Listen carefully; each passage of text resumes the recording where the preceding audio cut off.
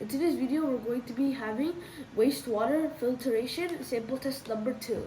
So yes, sample test number 1 when we tried to use our simulated water, but now instead of having simulated water, we're going to be using this pond water.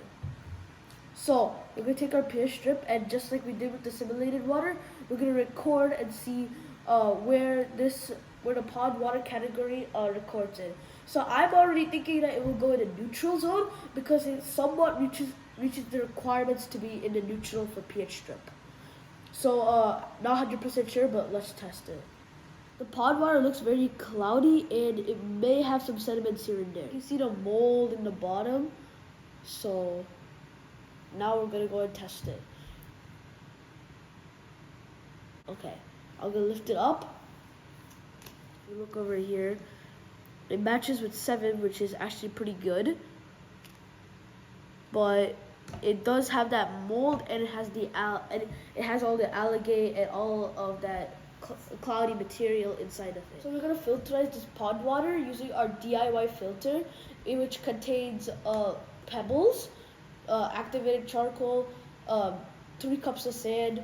We also have coffee filter in the inside and outside, and we have a rubber band to attach it. This is 250 ml, this is 250 ml. We're pouring the same amount of water, which means 500 ml. So I'm going to start pouring this in 3, 2, 1.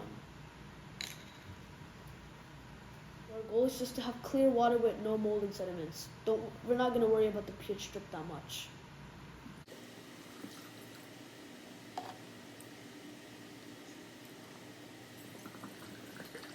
All the mold is pretty smelly, but this is our pond water, and we're just gonna let it rest for around 40 minutes to about 1 hour, and we're gonna let it filterize. Oh, it's already filterizing. The water's already dripping, so that means it's already filterizing.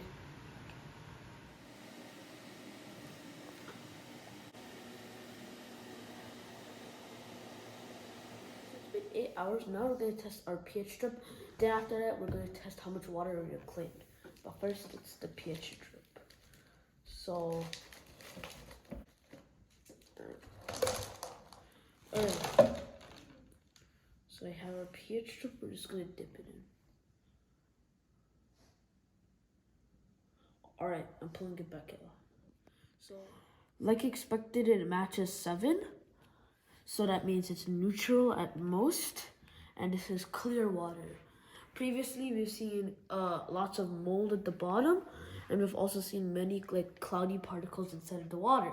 But now we can see that there's no cloudy particles. It looks very clean. Now let's see how much water we reclaimed. Alright, from pouring all of this water, you see we reclaimed almost the whole of 500 milliliters. So I would say in an estimate we reclaimed about 495 milliliters out of the 500 milliliters, which is a good thing.